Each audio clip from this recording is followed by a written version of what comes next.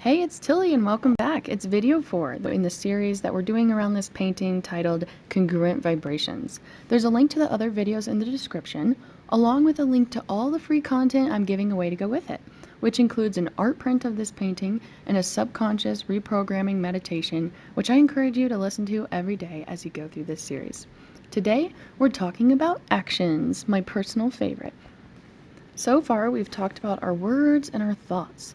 And we're talking about all these things in relation to living in congruence, which is having every aspect of the way that we show up in life being pointed in the same direction, without anything pulling us back or distracting us from the direction in which we desire to embark on.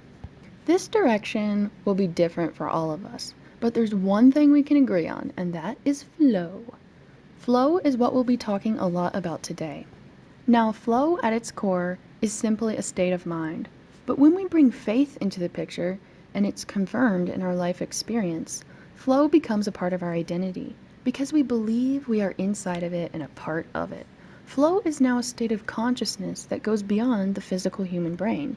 And that kind of flow is what we're talking about. A deep identification, a oneness and unity of who we are as part of this flow from the divine. We don't want to be following the flow of just any old river of passing fancy. No trickling surface level layer of flow. No, we're after that deep flow that encompasses our being. We want to be following the one flow, the flow from the divine. Because desires are great, but they don't last forever. And as humans, we're always chasing the next new thing. What is truly satisfying and worth lining up with is the dream which is beyond our own dream. That which is so good, we couldn't have come up with it on our own. This dream is the dream of the highest good, the divine dream. If you've noticed in these videos, all along I haven't been saying my highest good or your highest good. I've been saying the highest good. Because the highest good goes beyond the personal, selfish goals that we have and opens us up to that which cannot be forced, that which is good for all involved, all of humanity, all of the creatures and plants growing around us. This is where we move past just plain old alignment and congruency into harmony and flow. We are not trying to force ourselves to think better thoughts and say the right words and jump into action. Rather than force, we're just relaxing and opening ourselves up to inspiration, allowing inspiration to arise from within. But being open, relaxing, and listening means we might need to move some noisy and distracting garbage out first. So let's talk a little bit about that. When it comes to taking actions, it's super important to pay attention to the feeling and intentions behind them. It's harmful to our journey to take an action out of fear and scarcity, such as this thought process. If I don't do this, something bad will happen, or I won't get the outcome I'm looking for, or I'll miss out if I don't do this right now. That is doing things from the opposite place of trust. Fear is really faith in what is unwanted. We want to embody and trust the highest good and the divine dream for our lives. Trusting means we are not forceful and manipulative, but it does mean we are intuitive and inspired. So we want to make sure that whenever we do take action, that we are not too caught up in the outcome. Really, the outcome cannot be our motivator, because that's doing something from a place of separateness, such as, I am separate from my outcome, therefore resulting in more separation. The intention behind the action becomes, I'm not there yet, I'm not satisfied yet, I'm not fulfilled yet, and you just get more of the same. Once I heard, over-determined behavior produces its opposite. It's not too obvious, but I've experienced it, and I'm sure if you took inventory of your own life, you'd see it too. The outcome should not motivate us more than the enjoyment of taking the action in the first place. It could be explained in a way of worship. We want to do everything from a place of worship, knowing that every act is sacred and like an offering of praise. When we are forceful and only thinking about the outcome of an action, we lose the essence of life. It causes us to live in the future and miss out on the perfect present moment of beauty we are already currently in. Rather than trying to control our life circumstance through the actions we take, we could release control. This puts us right in the flow zone. The flow zone is the perfect balance between challenge and skill, and it's like a time warp. Whenever we find ourselves in the flow zone, we also find more ease. Things happen easily and with more leverage. It's really a place of co-creating with the divine, where our actions are the actions of the all in all. We are tapped into the divine leverage, and therefore everything falls into its place without us having to try hard or expend much effort. This place of flow, this place of releasing control, is surrender. When we surrender to the highest good, we can leverage the power that brought everything into existence. And the time warp? That's an illusion. Time is a construct of our culture, but the illusion still exists and affects us. So to tap into perfect timing, all we have to do is tap into the flow. Now, there's a lot of things that bring us into the flow. For me, it's being in nature, with loved ones, listening to music, creating art, or doing physical activities like skiing and hiking. These things teach me about flow, and then I practice taking that lighthearted, playful energy with me throughout the rest of my day. Some people know just what it is that creates flow in their life, and others don't. But part of having congruent actions is not worrying about what actions to take, but just being open to the guidance that is always available.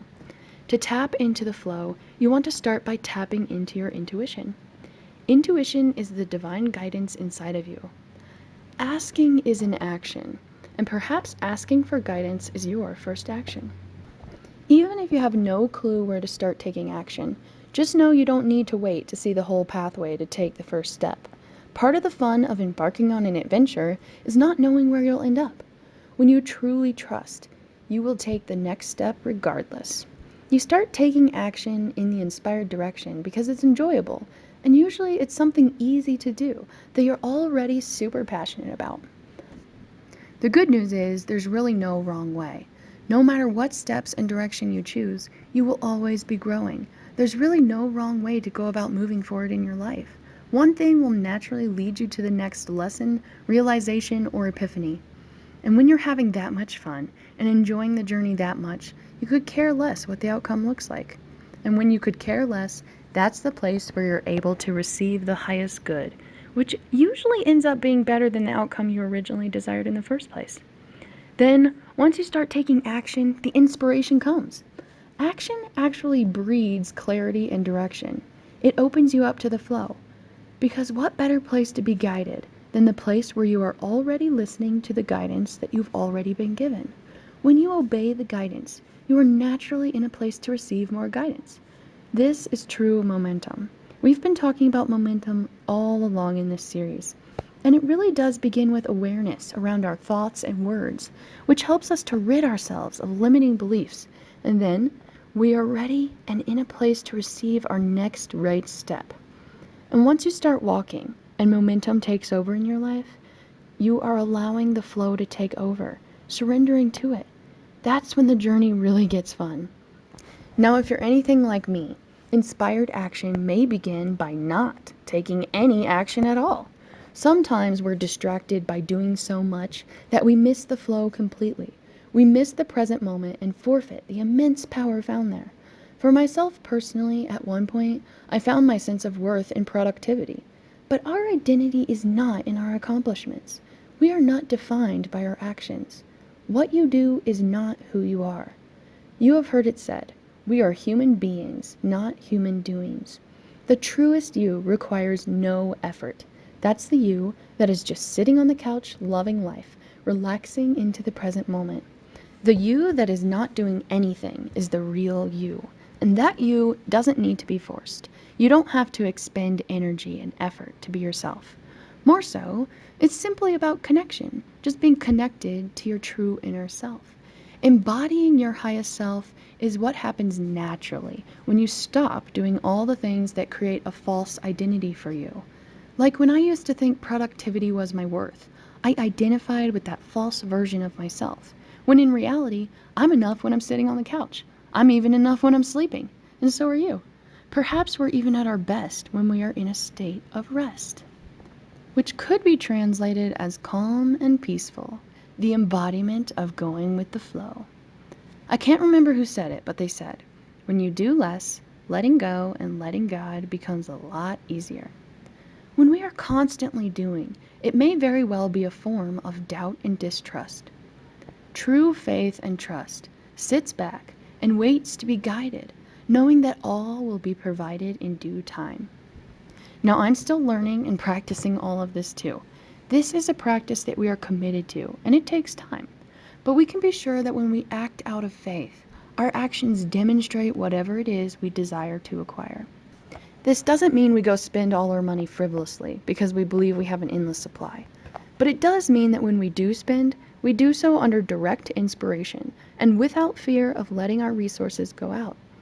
And the same can be said of giving in any way, whether that's with our money, time, energy, or gifts. And when we act out of faith, no matter what the action is, giving, doing, worshiping, no matter what, our actions demonstrate whatever it is we desire to acquire. If it's confidence, you must start practicing the demonstration of confidence. No fairy with a magic wand is going to zap you in your sleep and magically you wake up the next day with full-on confidence and transformation. And neither will just saying, I am now confident. Although that sure is a great affirmation and a great tool to use. But the way to acquire is to embody. To do this is just to start practicing. Even if you don't know what that looks like, you start small. And remember, the momentum eventually takes over. It is time to start embodying gratitude by demonstrating it. It's time to demonstrate worthiness and faith by acting it out in our lives. If that means for a time faking it, being an actor on a stage, pretending you're worthy, pretending you believe, then so be it. Do what it takes. You have to start somewhere. Now is the time to act in a radical way, to show up in life unapologetically. Did you hear me? Now is the time for you to take radical action and live unapologetically. If there's one takeaway from this video, it is to surrender, to give up control in the constant doing, and to allow your intuition to guide and inspire your actions according to the divine plan. But I want to hear your personal takeaway, so leave it in the comments so others can learn and grow with us. And as usual, I encourage you to re-listen to this video every day this week, or at least 2 to 3 times, because I've gone over a lot, and often our mind picks up on one thing, wanders for a while. And so re-listening will help you pick up on anything you missed, as well as reinforce these concepts and make integrating what you've learned into your life a ton easier. Well, thank you so much for watching. I've really enjoyed being able to create this series, and I hope that it's inspired you. Please share with anyone you think might be able to benefit from these videos. And thank you again for allowing me to show up in my life this way, and for being here to listen. Alrighty, well, bye for now.